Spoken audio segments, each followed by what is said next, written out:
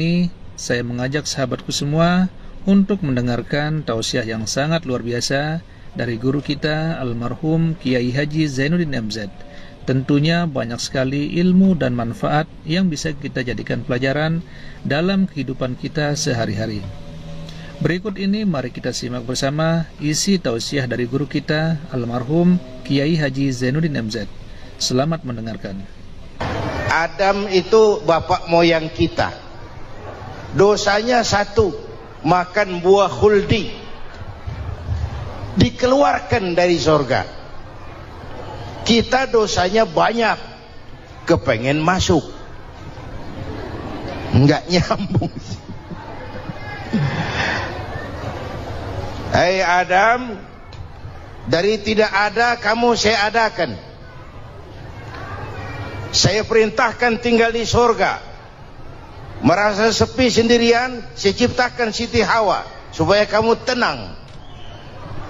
Kamu boleh nikmati semuanya. Ini boleh, itu boleh, ini boleh, itu boleh. Makan, makanlah yang kau mau.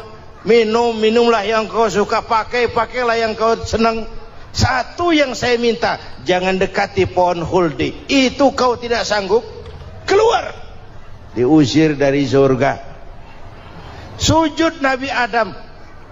Kata riwayat 40 tahun sujud membaca Rabbana zalamna anfusana wa illam taghfir lana wa tarhamna lanakunanna minal. Itu namanya istighfarnya Nabi Adam. Istighfar itu kan mengucapkan astagfirullah, basmalah, membaca bismillah. Jangan kayak teman saya disuruh banyak-banyak baca istighfar, benar-benar dia baca istighfar, istighfar, istighfar. Bukan itu maksudnya. Nah, maka salah satu amalan yang sangat dianjurkan di bulan Muharram ini memperbanyak istighfar. Tidak ada orangnya yang tidak. Ayo jujur, ini yang kumpul di sini semua, ada nggak yang nggak punya dosa? Yang merasa nggak punya dosa, ayo ke depan. Ada? Tidak ada. Setiap kita, entah kecil entah besar, sengaja terlupa, pasti mempunyai yang namanya khilaf dan salah. Dan Allah Tuhan kita bukan Tuhan pendendam. Allah Tuhan kita Tuhan yang ramah dan rahmah. Manusia, dosamu banyak, tapi ampunanku lebih banyak. Salahmu besar, rahmatku jauh lebih besar. Kau sujud di hadapanku, aku bangga melihatnya. Kau menangis di hadapanku, aku senyum melihatmu. Kau berjalan menujuku, aku berlari menyambutmu. Karena itu amalan yang sangat dianjurkan di bulan Muharram ini memperbanyak istighfar. Itu kalau istighfarnya Nabi Adam. Ada istighfarnya Nabi Yunus. Ibu kenal Nabi Yunus? Di mana kenalannya? Sok tahu. Nabi Yunus itu ketika berdakwah kepada kaumnya yang bandel, memberikan peringatan, kalau kalian tidak mau beriman akan turun azab. Kapan Yunus? Akan. Kenapa mesti akan? Sekarang aja kalau mau, saya tungguin. Kurang ajar betul ini umat. Akhirnya Nabi Nuh menghindar dengan perhitungan, kalau azab tidak turun saya sudah jauh. Meragukan janji Tuhan. Lalu naik kapal, dinaiki oleh Yunus, kapal mogok. Dicari siapa biang keroknya ini. Diundi, ternyata Yunus. Sampai 3 kali diundi. Dibuanglah Yunus ke dasar laut. Ditelan oleh ikan nun atas perintah Allah. Telan itu Yunus, jangan pakai dikunyah, rusak urusan. Telan saja, simpan di perutmu. Dibawa oleh ikan nun ke dasar lautan. Itu yang oleh Quran dikatakan bertemulah 3 macam kegelapan. Zulumatun salas. Gelapnya tengah malam, gelapnya di dasar laut, gelapnya di dalam perut ikan. Itu namanya peteng. Mbahnya gelap. Di perut ikan itulah Nabi Nuh sadar akan kesalahannya, meragukan janji Allah, meragukan janji Allah. ia sujud di dalam perut ikan itu membaca la ilaha illa anta subhanaka inni kuntu. Itu istighfarnya Nabi Yunus. Dibacakan istighfar begitu, ikan sakit perut Pak. Di dasar laut kemana mau cari apotik? Dia naik ke permukaan, memuntahkan isi perutnya, Nabi Yunus keluar dengan selamat. Itu pun terjadi pada hari ke-10 bulan Muharram. Istighfar intinya itu. Itu amalan utama bulan Muharram, memperbanyak istighfar. Allah selamatkan Nabi Nuh dari bahtera banjir yang luar biasa 10 Muharram. Allah selamatkan Nabi Ibrahim dari pembakaran Raja Namruz 10 Muharram. Setelah Nabi Ibrahim itu menghancurkan berhala-berhala, Abrahat pulang mau ibadah, lihat Tuhannya berantakan, marah besar. Siapa yang menghancurkan Tuhan-Tuhan kita ini? Ada yang lapor, kami lihat Ibrahim. Tangkap. Belum ada bukti, tangkap dulu yang penting, bukti belakangan. Tangkap. Wah, dikerahkanlah aparat, tangkap Nabi Ibrahim, disidang langsung oleh Abrahat, oleh Namruz maksud saya. Ibrahim, kau yang menghancurkan berhala-berhala kami ini, Tuhan-Tuhan kami. Siapa bilang? Ada yang lapor. Saya dengar enggak semua berhala itu hancur. Ada yang paling besar, angkat tangan, saya lihat ada kampak di tangannya. Barangkali yang besar itu iseng tuh, yang kecil-kecil dikampakin. Tanya aja sama dia, kamu gila?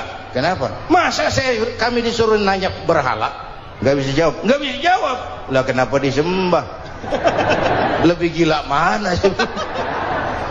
Tahu nggak bisa jawab kenapa disembah? Kurang ajar kamu Ibrahim.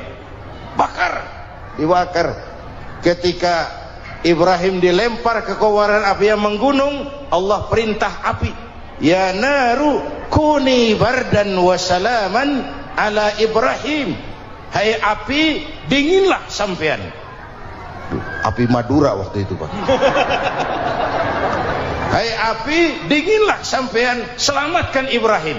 Api tunduk kepada perintah Allah. Ibrahim masuk ke kobaran api, selembar rambut pun tidak terbakar. Kenapa? Apinya tunduk kepada perintah Allah. Kenapa? Karena Ibrahim orang yang takut kepada Allah. Api tunduk kepada perintah Allah. Kalau kita baca ayat itu, masuk ke api, mateng. Sudah hadirin yang saya muliakan, oleh karena itu selamatnya Ibrahim dari pembakaran Raja Namrud itu pun pada 10 Muharram, Yaumul Asyura, hari ke-10 dari bulan Muharram. Imedia. Bapak Ibu hadirin hadirat yang saya cintai, sebagian kecil tentang Nabi Adam, Nabi Ibrahim dan Nabi Yunus, tapi saya belum menceritakan tentang Nabi Nuh tadi. Mengulang kaji, Nabi Nuh salah seorang rasul yang masuk ulul azmi 5 besar, karena memang perjuangannya menggambarkan satu usaha yang ulet dan luar biasa. Beliau diberi umur 950 tahun, lalu berdakwah selama 900 tahun, sore, pagi, siang, malam, dapat pengikut tidak lebih 80 orang. Rata-rata 10 tahun satu. Kalau saya minta berhenti aja jadi nabi Pak. Ustadz mana masih mau buka pesantren 10 tahun buka pesantren, yang nyantri cuma satu. Pedagang mana yang masih mau dagang 10 tahun dagang, yang beli satu. Pimpinan partai mana yang masih mau kampanye 10 tahun buka partai, yang nyoblos satu. Bangkrut. Umatnya bandel, kurang ajar, durjana, bajingan, tengik. Umatnya Nabi Nuh ini kalau diceramahi telinganya ditutup dengan tangannya. Nabi Nuh akhirnya rekes, Tuhan siang malam saya berdakwah kepada umat ini, Tiap kali saya sampaikan dakwahmu, mereka tutup telinganya dengan tangannya. Alergi dengar ceramah. Apa itu ceramah? Non profit. Saudara-saudara, jadi mau kamu gimana? Sudah Tuhan, habiskan saja orang kafir. Nanti kalau punya anak, anaknya pun kafir lagi. Lebih baik bapak moyangnya sikat habis. Biasanya kalau bapak kalong, anak kampret. Bapak nyolong, anak nyopet. Fotokopi gimana aslinya? Hampir habiskan saja. Itu mau kamu Iya. Oke. Nanti aku turunkan banjir buat kapal. Dengan apa saya harus buat kapal Ya dengan kayu, kata Tuhan. Kayunya dari mana Tuhan? Ya dari pohon. Pohonnya belum ada Tuhan. Ya tanam dulu. Bikin kapal kayunya nanam pohon. Apa artinya? Perjuangan perlu kesabaran. Sukses itu ada prosesnya. Nggak bisa simsalabim abracadabra lalu kita mau sukses. Semua ada prosesnya. Walaupun kenyataannya begitu. Sukses banyak bapaknya, gagal itu yatim. Kalau kita sukses banyak yang ngakuin. Yang baru ketemu pakai manggil encing.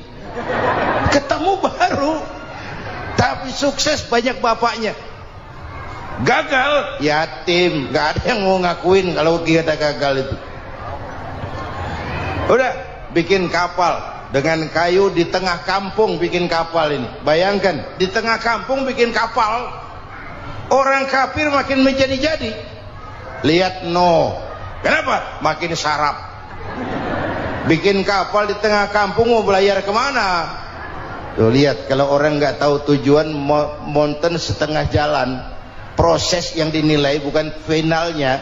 Ya kayak gitu kesimpulannya. Saya enaknya sendiri. Bikin kapal. Kapal mendekati selesai. Ini orang kafir rame-rame datang ke kapal Mau apa? Buang najis. Sakit perut berangkat ke kapal Nabi Nongkrong. Dapat 2-3 tumpuk pulang. Penuh lantai kapal dengan najis manusia. Inilah perjuangan. Bukan jalan raya lurus bertabur bunga di kanan kirinya. Banyak ondak dan duri, fitnah, caci maki, antipat, segala macam. Ada orang tua dasar kafir, kurang ajar, sudah stroke berangkat juga ke kapal mau buang najis, pincang-pincang digotong orang. Selesai buang najis dia bangun mau pulang, pegangan tiang kapal terpeleset jatuh di atas tumpukan najis.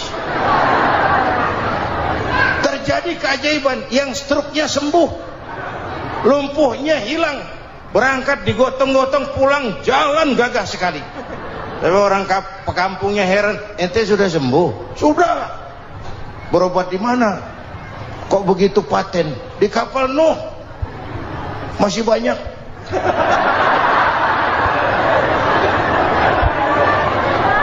Yang berasa perlu obat bawa rantang, ambil bersih lagi geladak kapal itu. Sudah selesai selesai. Oke, kau orang yang beriman bersamamu, binatang serba sepasang, naik Nabi Nuh, naik orang beriman, naik binatang serba sepasang. Ini cikal bakal penyelamatan manusia, Pak. Naiklah orang beriman, sudah naik semua, Nabi Nuh kontrol. Ini contoh buat kita, kontrol. Sudah naik semua teman-teman, sudah. Pemimpin yang baik bukan cuma terima laporan di belakang meja. Laporan itu yang mana juga bagus. Sama juga kampanye yang mana juga merdu. Kalau saya, kalau aja yang dihitung. Pernah ada calon bupati kampanye janji, kalau saya berhasil kita akan banyak bangun jembatan di daerah kita. Rakyat tanya, Pak, nggak ada sungai di kampung kita, Pak. Dia bilang, sungainya kita bangun sekalian. Udah kadung janji, mana pula orang mau bangun sungai itu. Saudara-saudara, kontrol. Jangan cuma tunggu laporan di belakang meja. Semua laporan bagus. Ya, Bu? Bu?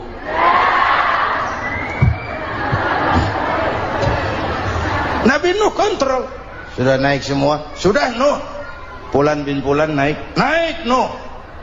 Paimin bin Tukijo. Naik. Kami lihat naik. Ada orang Jawa juga, Kiai? Ada.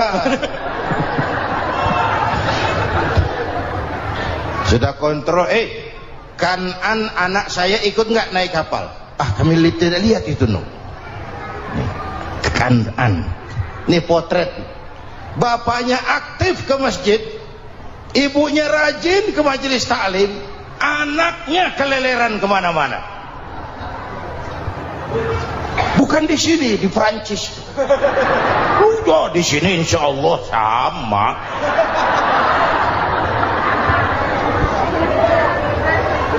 Nuh karena sayang anak, Nuh karena cinta anak, Nuh karena tanggung jawab anak, cari naik ke atas kapal. Lihat Kanaan anak saya? Nggak lihat, Nuh. Turun ke ruang bawah, periksa lagi. Mang, ayah Kanaan di dia. Jamaah Tasik ini rupanya di dalam. Tuh ayah, Mang. Ayah ke mana ya budak ini? Turun ke bawah, tanya lagi. Ono Kanaan tuh? Orang nano orang ketok. Rombongan Jawa Tengah naik ke atas buritan. Dari buritan kelihatan ternyata Kanaan tidak ikut naik kapal, kumpul di darat bersama orang kafir. Ini potret kita sekarang. Kumpul sama orang kafir, hanyut anak-anak kita, ditelan budayanya orang kafir, ditelan tradisinya orang kafir, ditelan pergaulannya orang kafir. Nuh karena sayang anak dari atas manggil. Dalam Quran dijelaskan itu.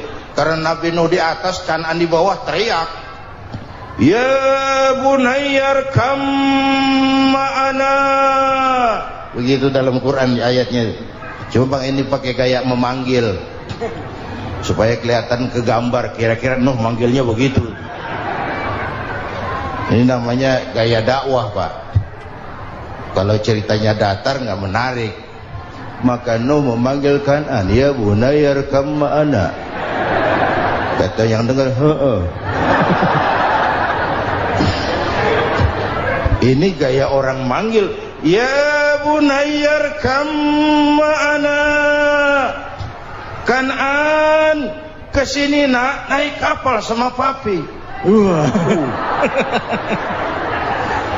Kata Kanaan di bawah itu, enggak mau papi, John di sini saja. Kata Nuh, jangan nak, Allah sedang murka, akan turun banjir. Kalau datang banjir papi, sa'awi ila jabalin ya'simuni minal ma', saya akan naik ke gunung tinggi yang bisa menyelamatkan saya dari banjir. Kanaan naik ke gunung, gunung dihantam banjir, Kanaan mati. Sampai sekarang. Yang kelima, Nabi Musa, kisah Muharramnya ini. Lahir dalam kondisi yang sulit karena Fir'aun mimpi akan lahir seorang anak dari keturunan Bani Israel yang akan menghancurkan kerajaannya. Kata Fir'aun, sudah lahir belum anaknya? Belum. Kalau gitu mulai malam ini laki-laki dilarang bergaul sama istrinya. Semua perempuan hamil di bawah pengawasan negara. Mulai hari ini kalau lahir anak laki-laki terutama Bani Israel, penggal. Satpol PP disiapkan. Udah ada kayaknya. Ada. Patroli. Bayangkan, Fir'aun itu bikin undang-undang seenaknya sendiri. Apalagi merasa kekuasaannya dalam ancaman. Penguasa manapun kalau merasa dalam ancaman, panik. Padahal kekuasaan itu kayak harimau, makin lama ditaiki makin sulit turun. Kenapa? Karena macannya makin lapar, naik terus capek, turun dimakan harimau, serba sulit. Saudara-saudara, kalau kita mau belajar dari Pak Harto, saya melihat kekurangan Pak Harto cuma satu, terlambat berhenti.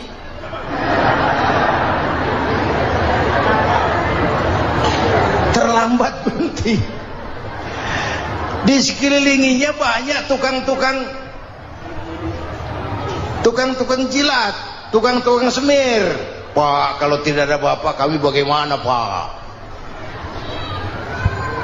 Saudara hadirin yang saya hormati, maka sering saya ingatkan, temanmu yang sejati adalah teman yang membuat kamu jadi benar, bukan teman yang selalu membenarkan kamu. Berapa banyak pejabat-pejabat hancur karena selalu dibenarkan oleh lingkungannya. Bapak benar, Pak, Bapak bijaksana, Pak, itu tepat, Pak, benar. Buang angin pun kata kelilingnya, oh Bapak sehat. Temanmu yang sejati, teman yang bikin kamu jadi benar, bukan teman yang selalu membenarkan kamu. Bapak Ibu hadirin yang saya hormati, tapi kehendak Allah terjadi. Lahirlah Musa, bayinya dihanyutkan di sungai Nil. Bayi sudah menderita, dihanyutkan di sungai Nil, dan akhirnya besar di lingkungan istana Fir'aun. Diriwayat oleh Ratu Aisyah, perempuan Fir'aun, setelah mulai berjuang, terjadilah itu. Musa dan pengikutnya dikejar oleh Fir'aun sampai di tepi laut. Allah wahyukan, Musa, lempar tongkatmu ke laut. Dalam kondisi darurat, mukjizat tiada jalan. Kondisi darurat. Kalau tidak, mukjizat itu maunya Allah, bukan maunya Nabi. Nabi nggak kuasa, Allah yang mau. Tapi hidup Nabi bukan mukjizat, manusiawi. Tidak mentang-mentang ada mukjizat tongkat, tiap sulit main tongkat, nggak usah berjuang kalau begitu. Itu darurat menyelamatkan umat. Tongkat dilempar ke laut, laut terbelah. Laut terbelah. Itu secara visualnya bisa kita lihat dalam film The Ten Commandments. Udah nonton belum? Urusan nonton kalah sama Ustadz, bagaimana sih? Ten Commandments, 10 firman Tuhan. Tekniknya bagus loh. Bagaimana laut terbelah. Musa lewat, Fir'aun mengejar. Musa sampai di ujung sana, Fir'aun masih di sama tengah perjalanan. Laut nutup kembali. Laut menutup kembali, Fir'aun tenggelam, cengap-cengap di lautan. Begitu nafas sampai di tenggorokan, Fir'aun sambil cengap-cengap itu, amantu bi Rabbi Musa wa Harun. Duh, kalau begini mah saya juga percaya sama Tuhannya Musa. Malaikat maut jengkel, goblok loh, terlambat sekarang, ditenggelamin terus, modar. Musa selamat, Fir'aun mati, jenazahnya, jasadnya terdampar di pinggir laut. Beberapa waktu kemudian ditemukan orang, dimumi, dibalsem, diawetkan. Itu sesuai janji Quran, wa kadzalika nunajjika bi badanika litakuna liman khalfaka ayah. Kami selamatkan badan kamu agar jadi pelajaran bagi orang-orang sesudah kamu nanti. Janji Quran tepat. Janji itu 14 abad yang lalu. Jasad Fir'aun ditemukan, dimumi, diawetkan, dibalsem di bawah nama Farao Ramses II. Sekarang tersimpan di Museum Negara di Mesir. Kapan-kapan nanti ibu main ke Mesir, mampir. Naik ojek paling berapa itu? Oh, orangnya tinggi, hidungnya mancung, pokoknya pantaslah jadi Fir'aun. Selamatnya Musa di kejaran Fir'aun di ujung sana itu terjadi pada hari ke-10 bulan Muharram, yang oleh orang Nasrani diperingati dengan hari raya Paskah. Mereka melaksanakan puasa mensyukuri nikmat keselamatan dari kejaran Fir'aun. Makanya kalau kita ikut puasa di bulan Muharram bukan mengikuti syariatnya Nasrani, salah. Karena Nabi mengajarkan, itu sumbernya. Bukan ikutan sama ibadahnya Israel. Tapi memang agama ini kan merupakan mata rantai. Datang Rasul baru melengkapi Rasul sebelumnya, datang Rasul baru melengkapi Rasul sebelumnya. Mata rantai yang berkaitan. Setelah Muhammad selesai, selesailah tugas Nabi dan Rasul. Selesailah misi Nabi dan Rasul. Tidak ada Nabi lagi sesudah Nabi Muhammad. Itu harga mati, titik. Gak ada kompromi. Siapapun sekarang ini nggak datang ngaku jadi Nabi, wajib tidak percaya. Wajib tidak percaya. Tapi kaitannya memang kita bilang Nasrani, orang bahasa Arab, bahasa Ibraninya Nazaret, Nasiroh, Nazaret. Itu beda dialek. Kita Daud, dia David.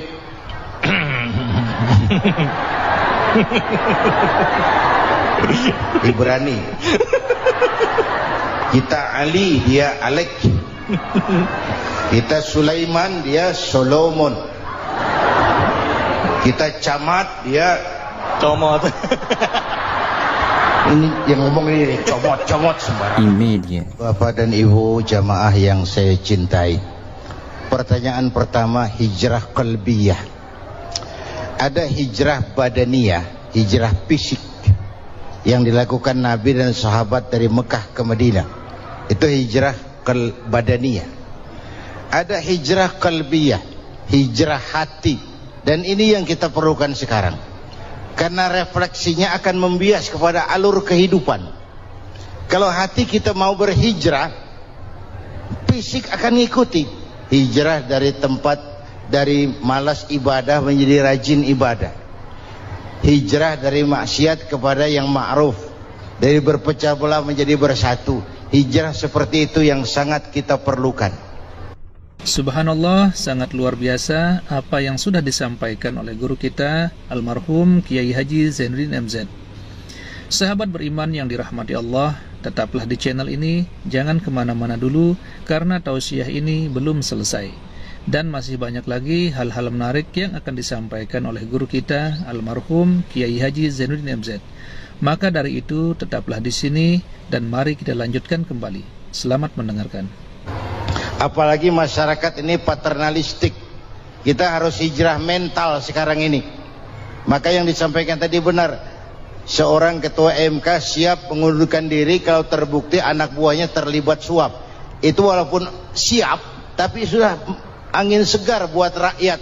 Bahwa masih ada banyak insya Allah pejabat kita yang punya harga diri. Walaupun ada juga pejabat kita yang muka tembok, kulit badak, kuping kebo. Muka tembok, kulit badak, kuping kebo.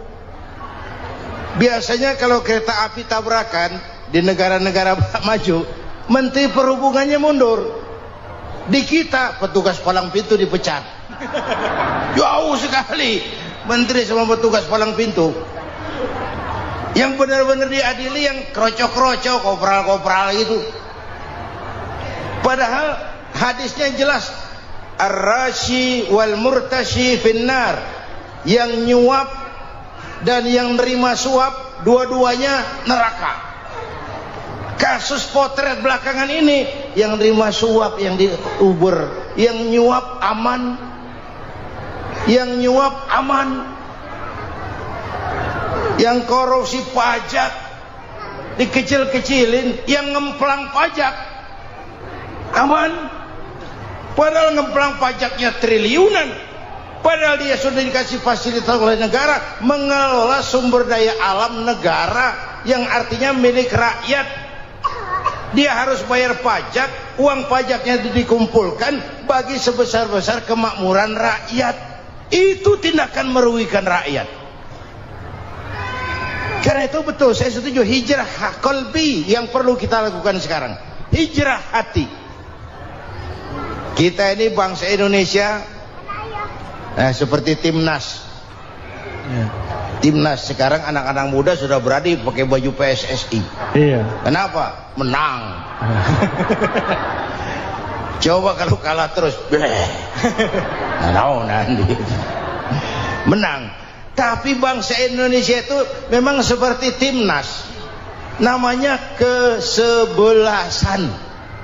11 orang. Walaupun ada pemain bintang, ya ada presiden, gubernur, menteri, itu bintang-bintang.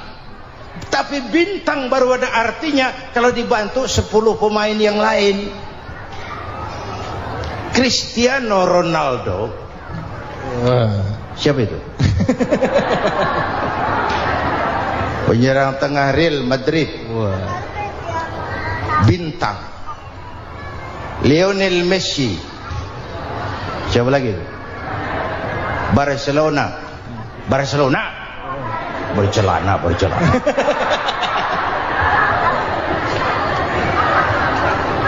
Michael Rooney, bintang Manchester United. Ronaldo baru bintang, Messi baru bintang kalau ada 10 pemain yang lain.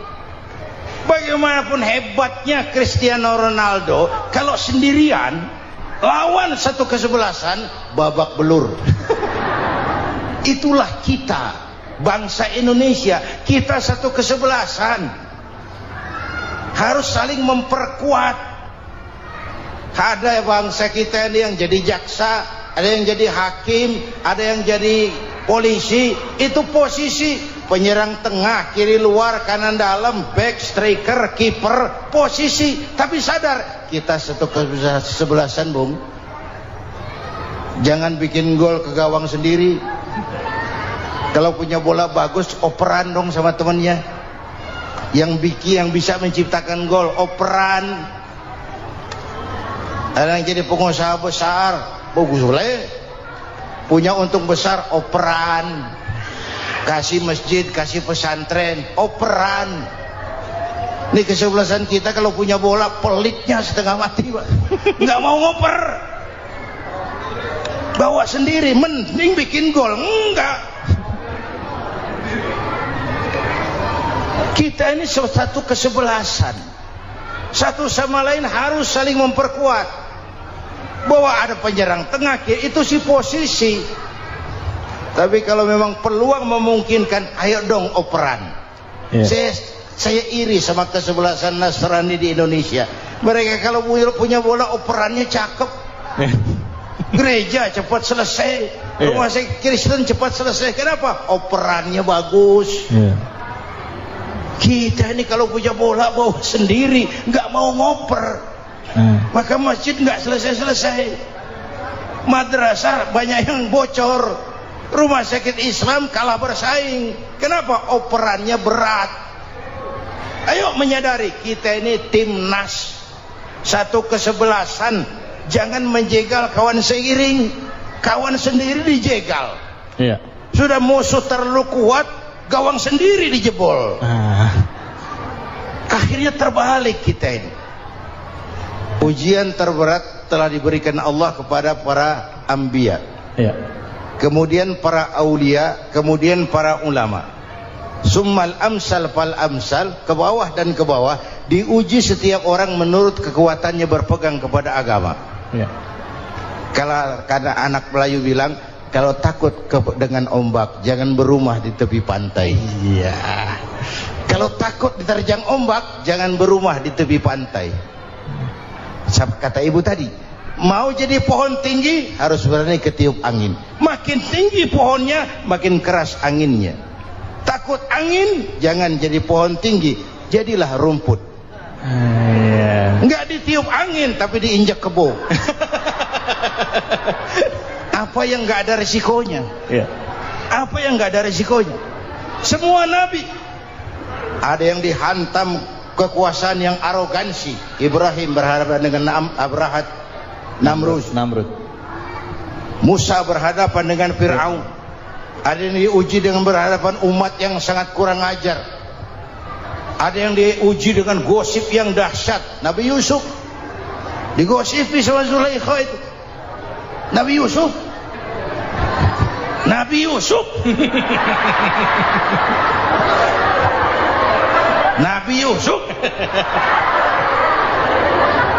Ya. Yang namanya gosip itu kan menyebarkan keburukan orang. Kalau benar saja hukumnya ghibah. Ya. Kalau salah hukumnya fitnah. Fitnah lebih bahaya dari pembunuhan. Benarnya ghibah, salahnya fitnah. Saudara hadirin yang saya hormati, jadi resiko itu biasa. Tidak ada yang tanpa resiko. Kalau takut ombak, jangan berumah di tepi pantai. Tinggal bagaimana kita menyikapinya. Kalau kita dewasa, ini bagian ibadah saya kurang. Mungkin karena dia omongin orang, tambah pahala saya. Mungkin karena dia omongin orang, tambah pahala saya. Maka saya ngadapi gosip sepatah pun saya nggak ngomong. Saya cicing. Saya percaya masyarakat tuh punya filter. Amin. Saya percaya Tuhan tuh nggak tidur. Kemudian melahirkan kita ke alam dunia ini, secara biologis bahan kita sama. Alhamdulillahirrabbilalamin. Itulah tadi tausiah yang sangat luar biasa yang sudah disampaikan oleh guru kita almarhum Kiai Haji Zainuddin MZ.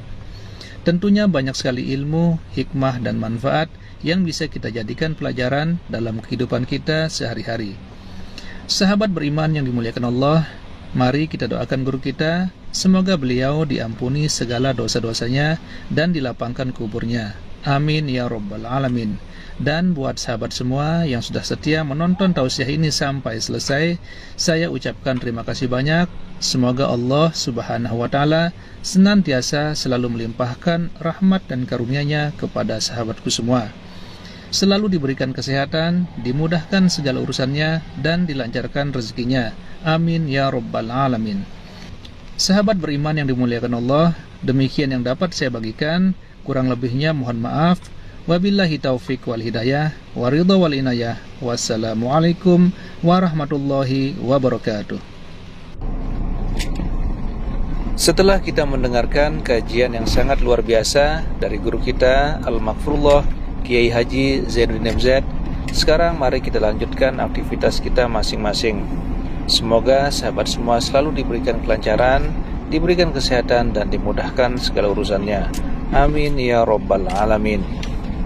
Demikian yang dapat saya bagikan, kurang lebihnya mohon maaf. Sampai bertemu lagi di kajian-kajian berikutnya. Salam sukses selalu. Assalamualaikum warahmatullahi wabarakatuh.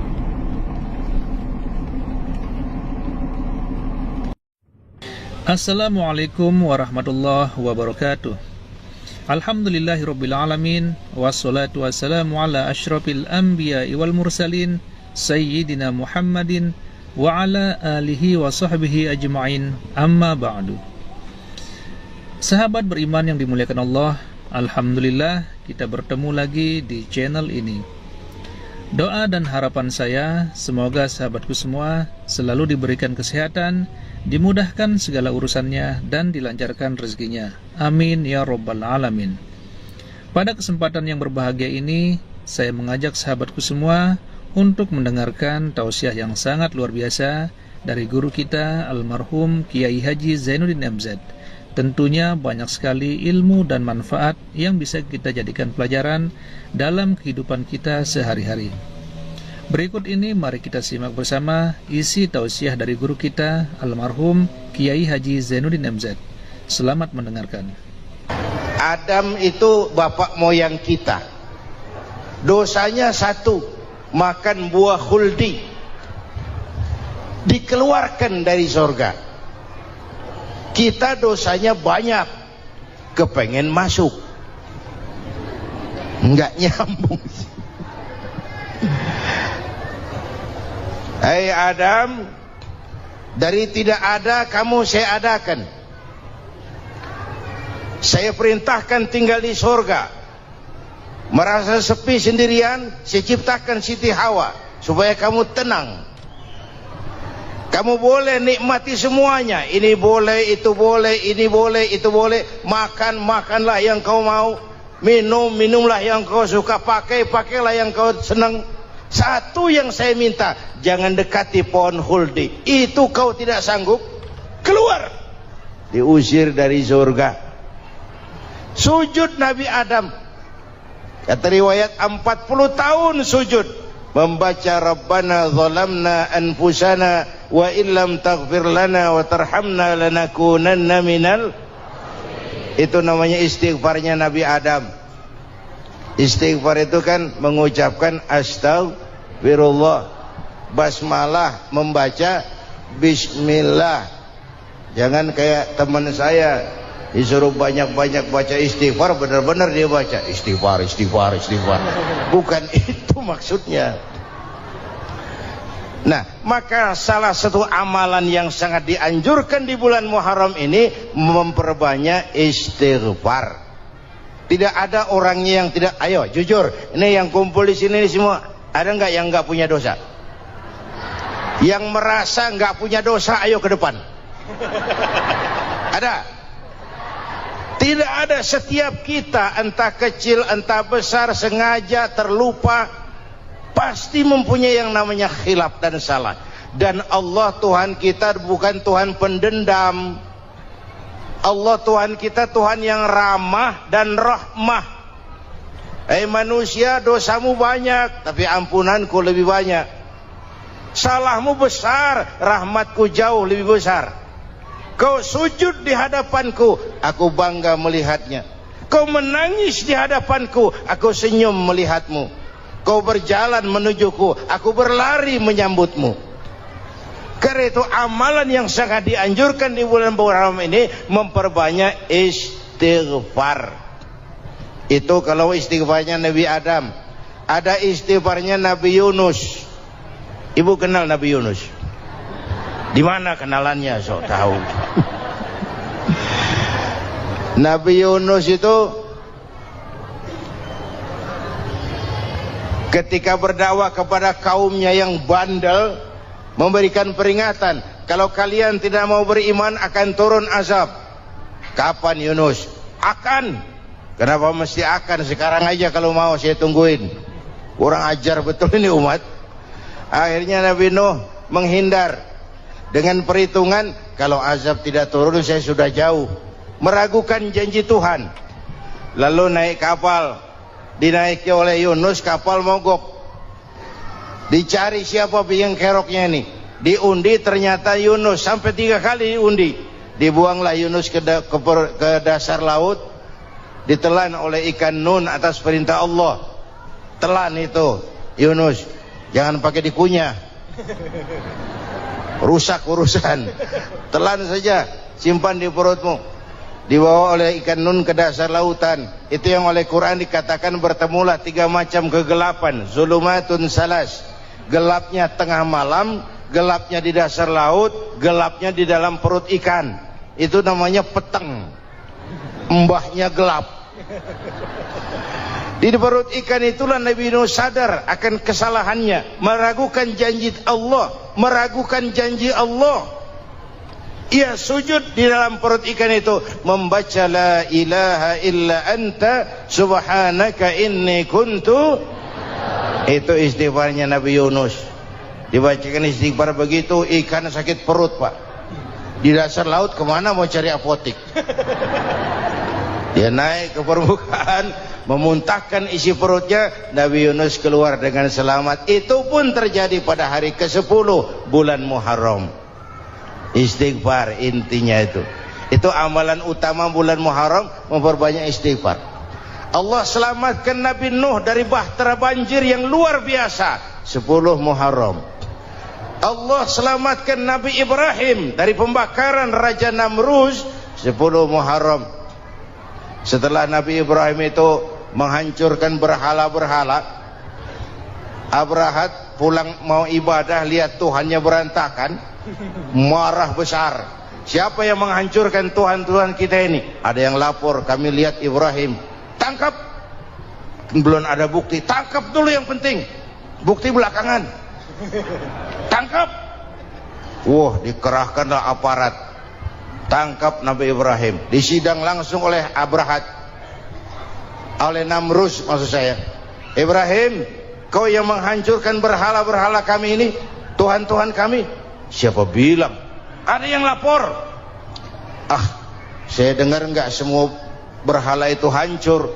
Ada yang paling besar, angkat tangan, saya lihat ada kampak di tangannya. Barangkali yang besar itu iseng tuh, yang kecil-kecil dikampakin.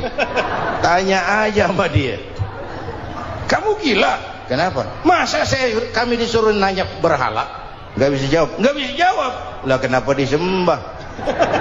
Lebih gila mana? Tahu nggak bisa jawab kenapa disembah? Kurang ajar kamu Ibrahim. Bakar, dibakar. Ketika Ibrahim dilempar ke kobaran api yang menggunung, Allah perintah api, ya naru kuni bardan wa salaman ala Ibrahim. Hai api, dinginlah sampean.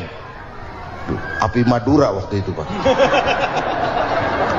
Hai api, dinginlah sampean, selamatkan Ibrahim. Api tunduk kepada perintah Allah. Ibrahim masuk ke kobaran api, selembar rambut pun tidak terbakar. Kenapa? Apinya tunduk kepada perintah Allah.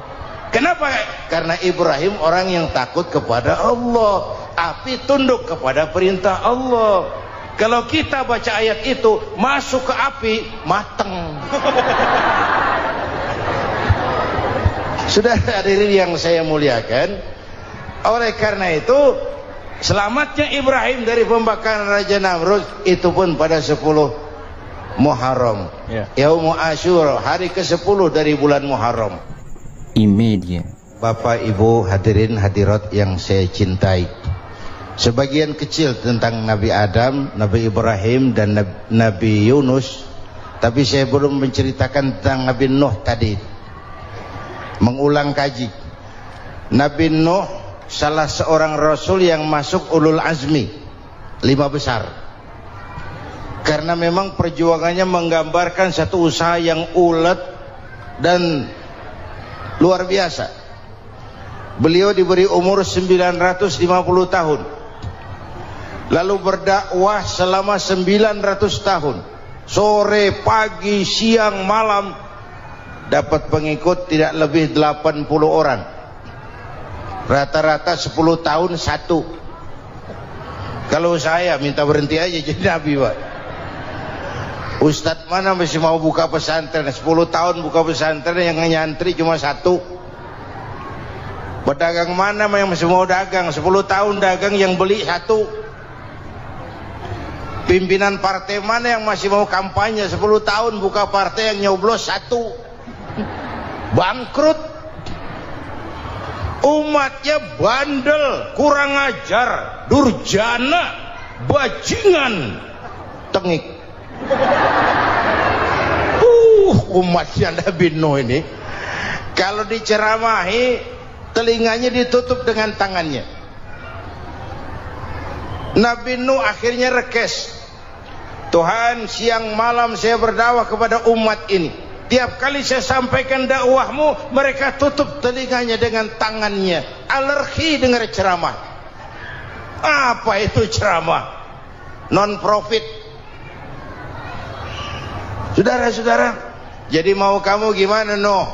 Sudah Tuhan, habiskan saja orang kafir. Nanti kalau punya anak, anaknya pun kafir lagi. Lebih baik bapak moyangnya sikat habis. Biasanya kalau bapak kalong, anak kampret. Bapak nyolong, anak nyopet. Fotokopi gimana aslinya? Habiskan saja. Itu mau kamu Nuh? Iya. Oke, nanti aku turunkan banjir Nuh, buat kapal. Dengan apa saya harus buat kapal Nuh? Ya dengan kayu, kata Tuhan. Kayunya dari mana Tuhan? Ya dari pohon Nuh. Pohonnya belum ada Tuhan. Ya tanam dulu Nuh. Bikin kapal kayunya nanam pohon. Apa artinya? Perjuangan perlu kesabaran. Sukses itu ada prosesnya. Nggak bisa simsalabim abracadabra lalu kita mau sukses. Semua ada prosesnya. Walaupun kenyataannya begitu. Sukses banyak bapaknya, gagal itu yatim. Kalau kita sukses banyak yang ngakuin. Yang baru ketemu pakai manggil encing. Ketemu baru. Tapi sukses banyak bapaknya. Gagal yatim, nggak ada yang mau ngakuin kalau kita gagal itu. Udah bikin kapal dengan kayu di tengah kampung, bikin kapal ini. Bayangkan di tengah kampung bikin kapal, orang kafir makin menjadi-jadi. Lihat Nuh, kenapa? Makin sarap. Bikin kapal di tengah kampung mau belayar kemana? Tuh lihat, kalau orang nggak tahu tujuan, mountain setengah jalan. Proses yang dinilai bukan finalnya. Ya kayak gitu kesimpulannya. Saya enaknya sendiri. Bikin kapal. Kapal mendekati selesai. Ini orang kafir rame-rame datang ke kapal Nuh. Mau apa? Buang najis. Sakit perut berangkat ke kapal Nabi Nuh. Nongkrong. Dapat 2-3 tumpuk pulang. Lantai kapal dengan najis manusia. Inilah perjuangan. Bukan jalan raya lurus bertabur bunga di kanan kirinya. Banyak ondak dan duri, fitnah, caci maki, antipati, segala macam. Nuh. Ada orang tua dasar kafir, kurang ajar, sudah stroke berangkat juga ke kapal Nuh. Mau buang najis, pincang-pincang digotong orang. Selesai buang najis, dia bangun mau pulang, pegangan tiang kapal terpeleset, jatuh di atas tumpukan najis. Terjadi keajaiban, yang struknya sembuh, lumpuhnya hilang, berangkat digotong-gotong pulang, jalan gagah sekali. Tapi orang kampungnya heran, ente sudah sembuh? Sudah. Berobat di mana? Kok begitu paten? Di kapal Nuh. Masih banyak.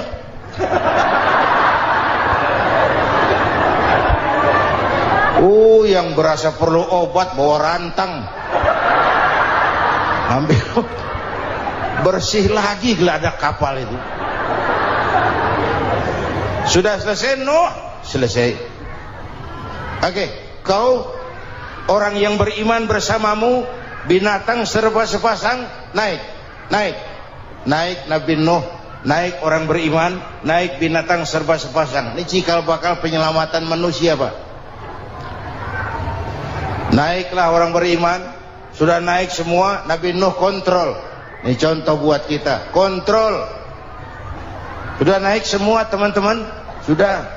Pemimpin yang baik bukan cuma terima laporan di belakang meja. Laporan itu yang mana juga bagus. Sama juga kampanye yang mana juga merdu. Kalau saya kalau aja yang dihitung. Pernah ada calon bupati kampanye janji, kalau saya berhasil kita akan banyak bangun jembatan di daerah kita. Tanya, Pak, nggak ada sungai di kampung kita, Pak. Dia bilang, sungainya kita bangun sekalian. Udah kadung janji, mana pula orang mau bangun sungai ini. Saudara-saudara, kontrol. Jangan cuma tunggu laporan di belakang meja. Semua laporan bagus. Ya Bu? Bu?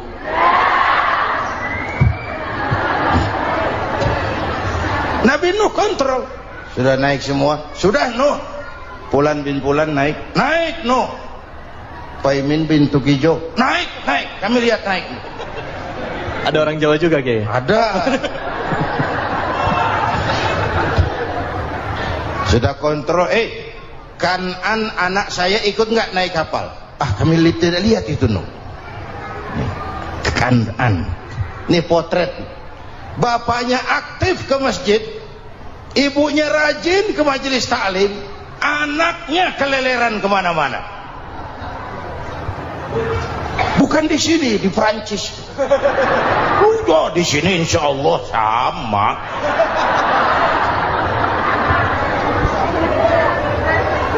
Nuh karena sayang anak, Nuh karena cinta anak, Nuh karena tanggung jawab anak, cari naik ke atas kapal. Lihat Kan'an anak saya? Nggak lihat Nuh. Turun ke ruang bawah, periksa lagi. Mang, ayah Kan'an di dia. Jamaah Tasik ini rupanya di dalam. Tuh ayah mang. Ayah ke mana ya budak ini? Turun ke bawah, tanya lagi. Ono Kan'an toh? Ora nano ora ketok. Rombongan Jawa Tengah naik ke atas buritan. Dari buritan kelihatan ternyata Kan'an tidak ikut naik kapal, kumpul di darat bersama orang kafir. Ini potret kita sekarang, kumpul sama orang kafir. Hanyut anak-anak kita, ditelan budayanya orang kafir, ditelan tradisinya orang kafir, ditelan pergaulannya orang kafir. Nuh karena sayang anak dari atas manggil. Dalam Quran dijelaskan itu. Karena Nabi Nuh di atas, Kan'an di bawah, teriak, ya bunayyar kam ma'ana. Begitu dalam Quran ayatnya. Cuma ini pakai gaya memanggil supaya kelihatan ke gambar, kira-kira Nuh manggilnya begitu. Ini namanya gaya dakwah, Pak. Kalau ceritanya datar nggak menarik. Maka Nuh memanggil Kan'an, ya bunayyar kam ma'ana. Kata yang dengar, heeh.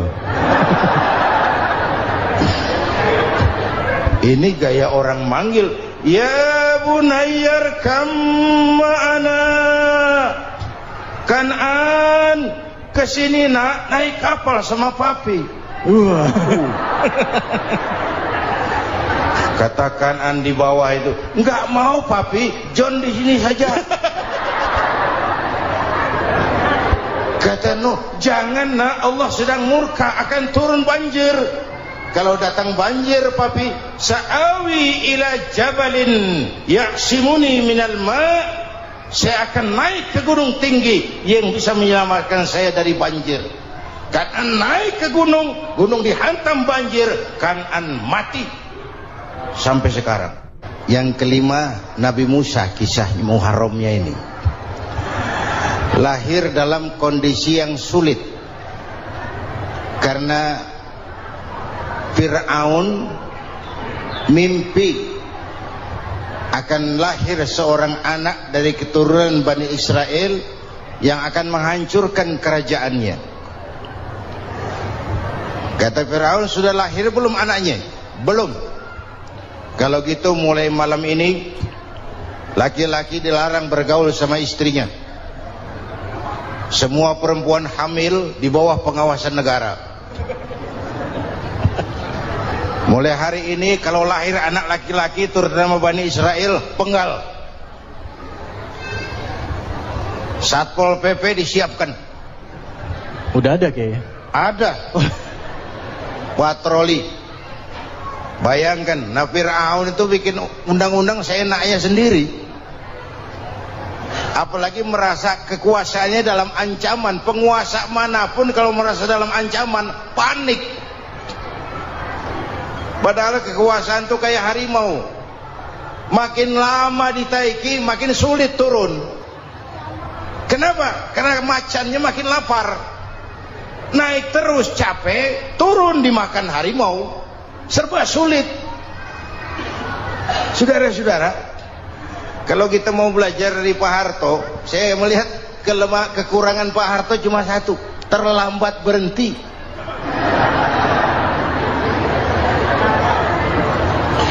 Terlambat berhenti. Di sekelilinginya banyak tukang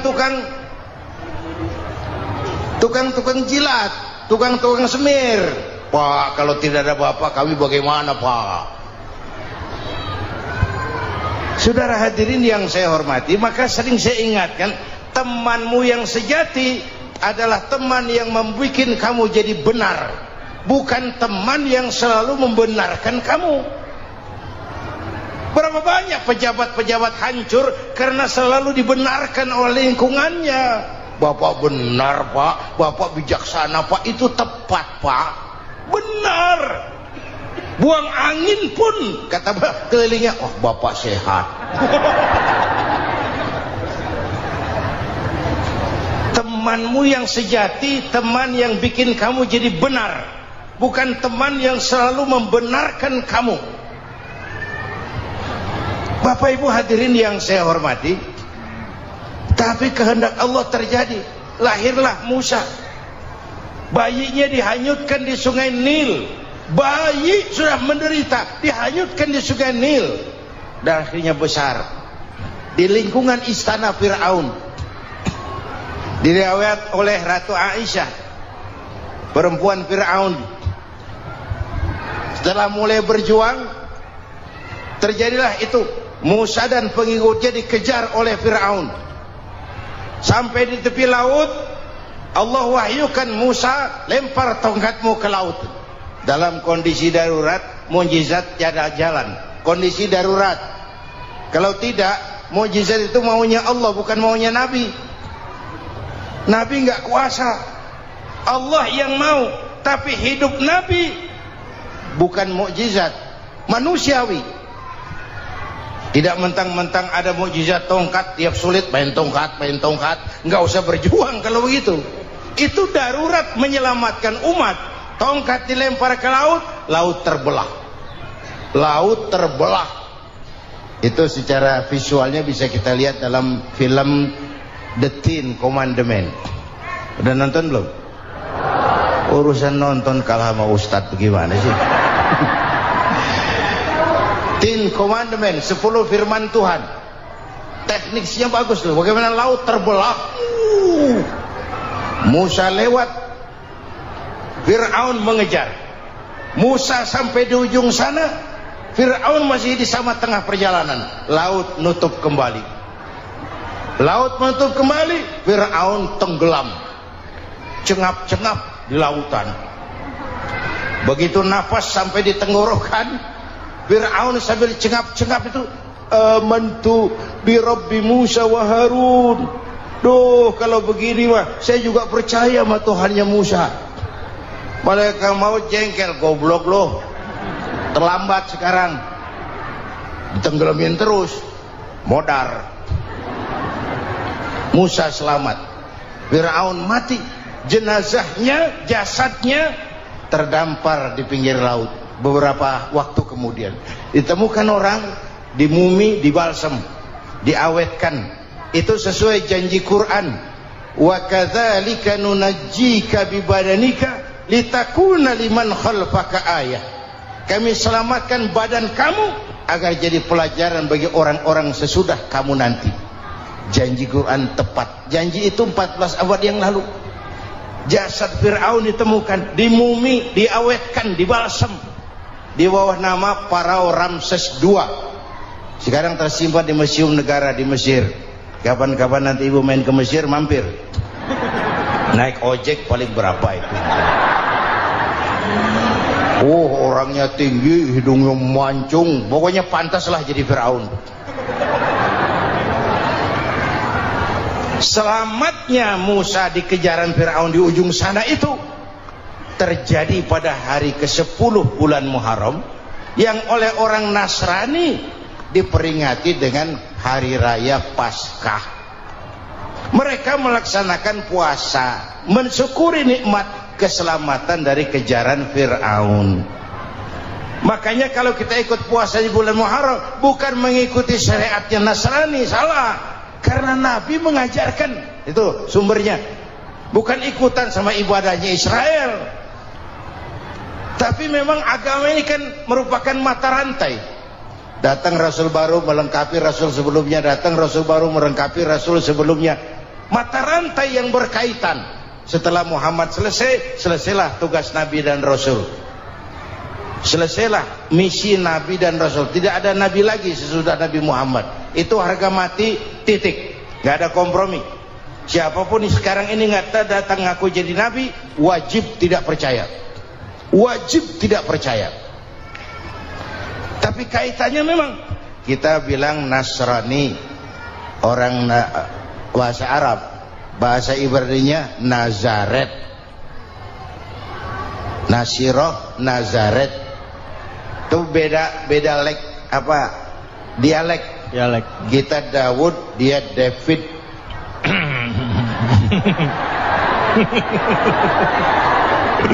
Ibrani. Kita Ali, dia Alek. Kita Sulaiman, dia Solomon. Kita Camat, dia Comot. Ini yang ngomong ini comot sembarang. Imedia. Bapak dan Ibu jamaah yang saya cintai, pertanyaan pertama, hijrah qalbiyah. Ada hijrah badaniyah, hijrah fisik yang dilakukan Nabi dan sahabat dari Mekah ke Madinah. Itu hijrah badaniyah. Ada hijrah qalbiyah, hijrah hati. Dan ini yang kita perlukan sekarang. Karena refleksinya akan membias kepada alur kehidupan. Kalau hati kita mau berhijrah, fisik akan ngikuti. Hijrah dari malas ibadah menjadi rajin ibadah. Hijrah dari maksiat kepada yang ma'ruf, dari berpecah belah menjadi bersatu. Hijrah seperti itu yang sangat kita perlukan. Subhanallah, sangat luar biasa apa yang sudah disampaikan oleh guru kita almarhum Kiai Haji Zainuddin MZ. Sahabat beriman yang dirahmati Allah, tetaplah di channel ini, jangan kemana-mana dulu karena tausiah ini belum selesai. Dan masih banyak lagi hal-hal menarik yang akan disampaikan oleh guru kita almarhum Kiai Haji Zainuddin MZ. Maka dari itu tetaplah di sini dan mari kita lanjutkan kembali. Selamat mendengarkan. Apalagi masyarakat ini paternalistik. Kita harus hijrah mental sekarang ini. Maka yang disampaikan tadi benar. Seorang ketua MK siap mengundurkan diri kalau terbukti anak buahnya terlibat suap. Itu walaupun siap, tapi sudah angin segar buat rakyat. Bahwa masih ada banyak insya Allah pejabat kita yang punya harga diri. Walaupun ada juga pejabat kita yang muka tembok, kulit badak, kuping kebo. Muka tembok, kulit badak, kuping kebo. Biasanya kalau kereta api tabrakan di negara-negara maju, Menteri Perhubungannya mundur. Di kita petugas palang pintu dipecat. Jauh sekali menteri sama petugas palang pintu. Yang benar-benar diadili yang krocok-krocok, kopral-kopral gitu. Padahal hadisnya jelas, ar-rashi wal murtashi finnar. Yang nyuap dan yang nerima suap, dua-duanya neraka. Kasus potret belakangan ini, yang nerima suap, yang diuber, yang nyuap aman, yang nyuap aman. Yang korupsi pajak dikecil-kecilin, yang ngemplang pajak aman. Padahal ngemplang pajaknya triliunan.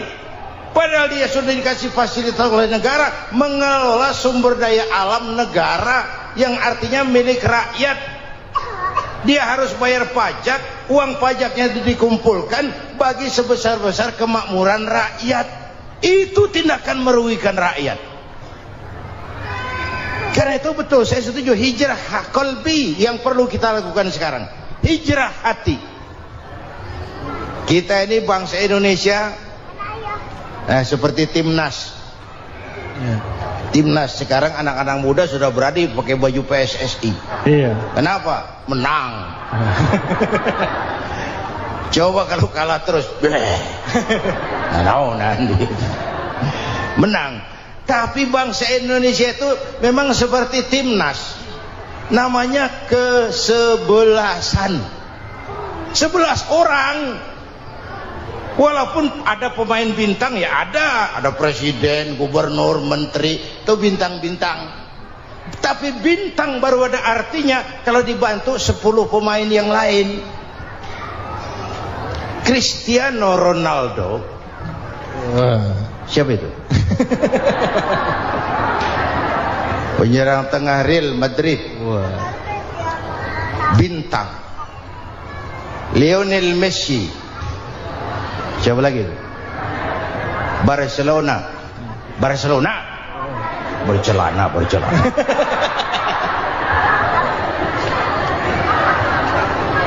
Michael Rooney, bintang Manchester United. Ronaldo baru bintang, Messi baru bintang kalau ada 10 pemain yang lain. Bagaimanapun hebatnya Cristiano Ronaldo, kalau sendirian lawan satu kesebelasan, babak belur. Itulah kita, bangsa Indonesia. Kita satu kesebelasan, harus saling memperkuat. Ada bangsa kita ini yang jadi jaksa, ada yang jadi hakim, ada yang jadi polisi. Itu posisi penyerang tengah, kiri luar, kanan dalam, back, striker, kiper, posisi. Tapi sadar kita satu kesebelasan, Bung. Jangan bikin gol ke gawang sendiri. Kalau punya bola bagus, operan dong sama temannya. Yang bisa menciptakan gol, operan. Ada yang jadi pengusaha besar, bagus boleh. Punya untung besar, operan. Kasih masjid, kasih pesantren, operan. Ini kesebelasan kita kalau punya bola, pelitnya setengah mati, Pak. Nggak mau ngoper. Bawa sendiri, mending bikin gol. Enggak. Kita ini satu kesebelasan, satu sama lain harus saling memperkuat. Bahwa ada penyerang tengah, itu si posisi. Tapi kalau memang peluang memungkinkan, ayo dong operan. Saya iri sama kesebelasan Nasrani di Indonesia. Mereka kalau punya bola, operannya cakep.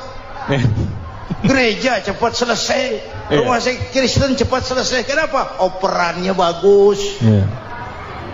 Kita ini kalau punya bola bawa sendiri, nggak mau ngoper. Maka masjid nggak selesai-selesai, madrasah banyak yang bocor, rumah sakit Islam kalah bersaing. Kenapa? Operannya berat. Ayo menyadari kita ini timnas, satu kesebelasan. Jangan menjegal kawan seiring, kawan sendiri dijegal. Sudah musuh terlalu kuat, gawang sendiri dijebol. Akhirnya terbalik kita ini. Ujian terberat telah diberikan Allah kepada para anbiya, kemudian para aulia, kemudian para ulama. Summal amsal fal amsal, ke bawah dan ke bawah. Diuji setiap orang menurut kekuatannya berpegang kepada agama. Karena anak Melayu bilang, kalau takut dengan ombak, jangan berumah di tepi pantai. Kalau takut diterjang ombak, jangan berumah di tepi pantai. Kata ibu tadi, mau jadi pohon tinggi harus berani ketiup angin. Makin tinggi pohonnya, makin keras anginnya. Takut angin, jangan jadi pohon tinggi, jadilah rumput. Nggak ditiup angin, tapi diinjak kebo. Apa yang nggak ada resikonya? Apa yang nggak ada resikonya? Semua nabi ada yang dihantam kekuasaan yang arogansi. Ibrahim berhadapan dengan Namrud. Musa berhadapan dengan Fir'aun. Ada yang diuji dengan berhadapan umat yang sangat kurang ajar. Ada yang diuji dengan gosip yang dahsyat. Nabi Yusuf digosipi sama Zulaikha itu. Nabi Yusuf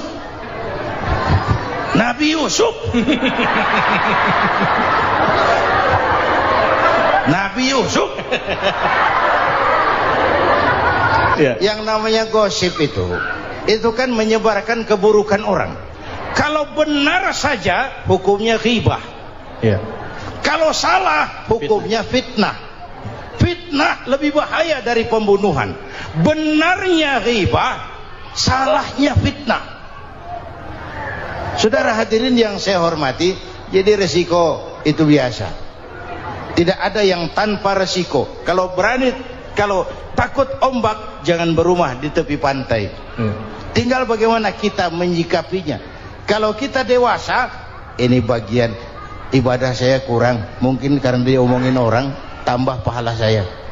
Mungkin karena diomongin orang, tambah pahala saya. Maka saya ngadapi gosip sepatah pun saya nggak ngomong. Saya cicing, wae cicing. Saya percaya masyarakat tuh punya filter. Amin. Saya percaya Tuhan tuh nggak tidur. Kemudian melahirkan kita ke alam dunia ini, secara biologis bahan kita sama.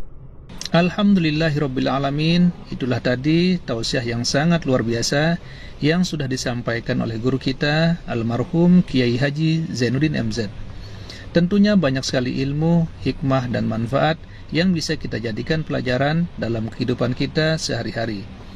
Sahabat beriman yang dimuliakan Allah, mari kita doakan guru kita, semoga beliau diampuni segala dosa-dosanya dan dilapangkan kuburnya. Amin ya rabbal alamin. Dan buat sahabat semua yang sudah setia menonton tausiah ini sampai selesai, saya ucapkan terima kasih banyak. Semoga Allah subhanahu wa ta'ala senantiasa selalu melimpahkan rahmat dan karunia-Nya kepada sahabatku semua. Selalu diberikan kesehatan, dimudahkan segala urusannya, dan dilancarkan rezekinya. Amin ya rabbal alamin. Sahabat beriman yang dimuliakan Allah, demikian yang dapat saya bagikan. Kurang lebihnya mohon maaf. Wabillahi taufiq wal hidayah, waridha wal inayah. Wassalamualaikum warahmatullahi wabarakatuh. Setelah kita mendengarkan kajian yang sangat luar biasa dari guru kita Al-Maghfurullah Kiai Haji Zainuddin MZ, sekarang mari kita lanjutkan aktivitas kita masing-masing. Semoga sahabat semua selalu diberikan kelancaran, diberikan kesehatan, dan dimudahkan segala urusannya. Amin ya rabbal alamin. Demikian yang dapat saya bagikan, kurang lebihnya mohon maaf. Sampai bertemu lagi di kajian-kajian berikutnya. Salam sukses selalu. Assalamualaikum warahmatullahi wabarakatuh.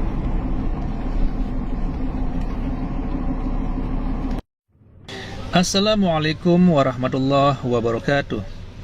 Alhamdulillahirrabbilalamin. Wassalatu wassalamu ala ashrafil anbiya wal mursalin Sayyidina Muhammadin wa ala alihi wa sahbihi ajma'in, amma ba'du. Sahabat beriman yang dimuliakan Allah, alhamdulillah kita bertemu lagi di channel ini. Doa dan harapan saya, semoga sahabatku semua selalu diberikan kesehatan, dimudahkan segala urusannya, dan dilancarkan rezekinya. Amin ya rabbal alamin. Pada kesempatan yang berbahagia ini, saya mengajak sahabatku semua untuk mendengarkan tausiah yang sangat luar biasa